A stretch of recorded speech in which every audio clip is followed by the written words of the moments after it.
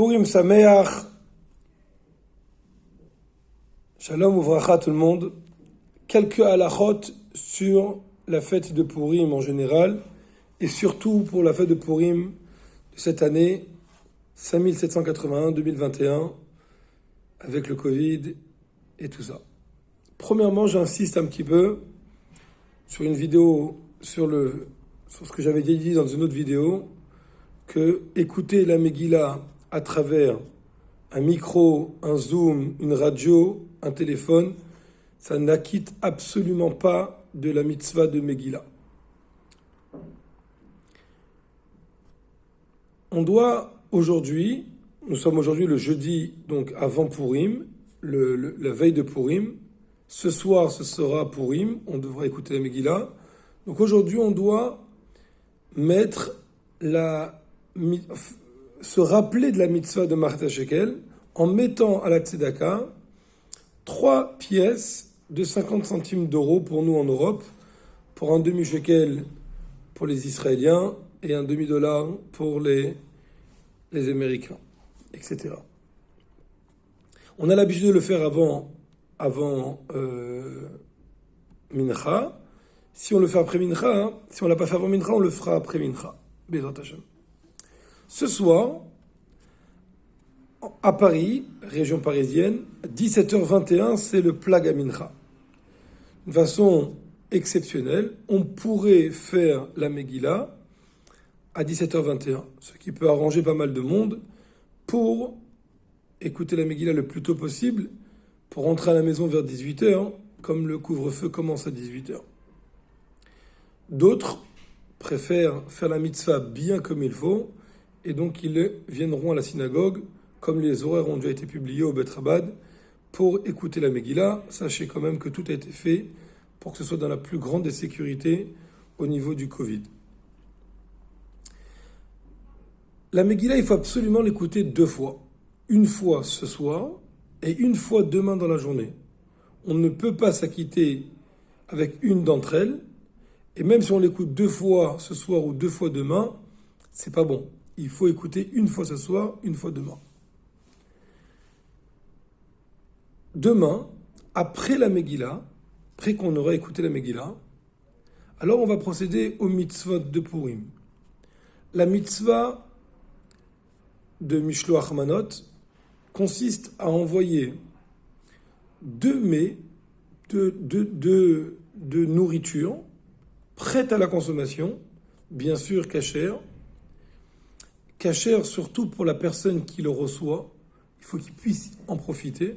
Quand je dis surtout pour lui, c'est-à-dire, par exemple, il y a des gens qui ne mangent pas glatte. Si quelqu'un ne mange pas glatte et on va lui envoyer une entrecôte qui n'est pas glatte, il y a des gens qui ne mangent pas ce qui n'est pas glatte. Et si on lui envoie une entrecôte qui n'est pas glatte, même si elle est cachère, pour lui, il ne pourra pas la consommer. Donc on ne peut pas faire la misère de Mishloach Manot avec ça. Il faut vraiment que ce soit quelque chose que l'autre il puisse consommer. Et puis, lui envoyer donc 2 mets différents. Ça peut être la même bracha, c'est pas grave, mais en tout cas 2 mets différents. Et c'est encore mieux de le faire passer par quelqu'un d'autre. Dans ces cas-là, un homme il donnera aux hommes en faisant passer par un homme, une femme donnera aux femmes en faisant passer par une femme. On a la mitzvah de Matanot Laevenim, donner des cadeaux aux pauvres. C'est une mitzvah qui se fait en général avec de l'argent. Pas toujours on connaît des familles pauvres. On peut donner au rabbin de la communauté pour que lui puisse distribuer aux pauvres, parce qu'en général, le rabbin connaît les gens de sa communauté, et comme ça, on peut faire la mitzvah comme il faut. Et ensuite, on a la mitzvah de Mishté, c'est le repas, le festin, où on prend un bon repas pendant la journée de Purim. Cette année, c'est un petit peu particulier, parce que cette année, ça tombe vendredi. Et comme ça tombe vendredi, donc on a d'un côté la mitzvah de faire le Mishté, comme on vient de le dire, de faire un festin pour Purim. D'un autre côté, on doit garder son appétit pour le soir, pour Shabbat. Il ne faut pas endommager le Shabbat à cause de Purim, mais il faut aussi bien festoyer Purim. Donc le mieux à faire, c'est de faire son festin en fin de matinée, ou en début de matinée, mais en tout cas dans la matinée. Ça, c'est le mieux à faire. Si jamais quelqu'un ne peut pas faire son festin en matinée, c'est pas possible pour lui, alors dans ces cas-là, il pourra faire après, dans l'après-midi. Alors, le mieux, c'est de le faire avant. Quand je dis la matinée, ça veut dire avant 13h. 13h03, c'est la Chatzot dans la région parisienne.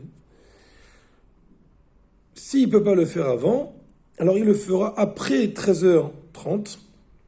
À 13h30, il fera d'abord Mincha, et après Mincha, il fera son festin. Dans tous les cas, il est bon de ne pas dépasser 15h, parce que 15h, c'est la 10e heure, et après, ça rentre dans d'autres complications. Si jamais quelqu'un il veut faire le Mishté vraiment avant Shabbat, 1 heure avant Shabbat par exemple, dans ces cas-là, ça peut poser problème pour beaucoup de sujets, comme pour le Kiddush qui va arriver après, le Motzi qui va arriver après. Donc je ne veux pas rentrer dans le sujet, c'est trop compliqué. Vraiment, le mieux, c'est de faire son festin avant les horaires qu'on a dit maintenant, ou en matinée, ou en début d'après-midi. C'est bien mieux que de faire rentrer Shabbat. Une chose est sûre, c'est qu'une fois qu'on a fait rentrer Shabbat, en allumant les bougies de Shabbat ou en faisant la prière de Harvit, on n'est plus dans la journée de Purim, même s'il fait encore jour à l'extérieur. Et dans ces cas-là, on ne pourra plus faire le festin. Ce ne sera plus le festin de Pessah, de Purim, slicha. Ce sera le repas de Shabbat. Et dans ces cas-là, on aura raté la mitzvah. Donc vraiment essayer de faire bien les choses, que chacun puisse faire un effort pour bien faire les mitzvot. Je rappelle juste qu'à l'époque de Haman, il avait fait un décret très fort contre tous les juifs. Tous ceux qui étaient juifs avaient un décret sur la tête. Et bien sûr, qu'est-ce qu'il a fait Mordechai? Il ne s'est pas ni parti se cacher, il a éveillé au sein du peuple juif cette force de Messirot Nefesh, du don de soi-même, pour que chacun brandisse son drapeau de judaïcité. Tout le monde était fier d'être juif, tous les juifs, sans exception, ils ont tous gardé leur judaïcité à 100%. Mieux que ça encore, qu'est-ce qu'il a fait Mordechai? Ikil Keilot Berabim. Il a rassemblé des grands rassemblements de personnes pour pouvoir continuer à enseigner la Torah. Et pourtant, c'était un réel danger, parce que Haman était présent, et Haman, il aurait pu à ce moment-là les tuer ou les recenser encore plus pour les tuer plus tard. Mais non, ils n'ont pas eu peur, ils l'ont fait quand même. Nous, aujourd'hui, nous sommes dans une situation qui est presque similaire. On n'a pas Haman dans le sens physique, mais on a un certain Corona qui est venu pour essayer de nous refroidir. À nous de nous renforcer ensemble. On va réussir à faire bien les choses, bien sûr, dans la sécurité. Il faut absolument le faire dans la sécurité, comme on l'a fait, Baruch Hashem, au Beit Chabad. On a fait beaucoup d'espace entre les gens, les masques obligatoires. On va faire des offices carrément dans la cour extérieure, parce que Baruch Hashem, c'est prévu qu'il fasse beau. Mais chacun va faire un effort pour pouvoir vraiment écouter la Megillah, faire les mitzvot de Purim. Et c'est sûr et certain que quand Dieu il va voir notre détermination de faire bien les choses, alors il va faire comme à l'époque de Haman, que Vena'a Forchou, tout va se retourner vers le bien. Et la Yehudi Maïta Ora Vesimcha Sasanvikar, les Juifs ils ont eu la lumière, la joie, la gloire, tout a été fait, tout a été retourné en 1 seconde, en 1 minute pour que tout soit bien comme il faut. Et ça, c'est la seule chose qu'on accepte pour qu'Hachem nous retourne le sort. C'est Mashiach Titkenu Now, que Mashiach vienne, Yechia Donenu, Morenu Verabenu, Melech HaMashiach L'Olam Vaed.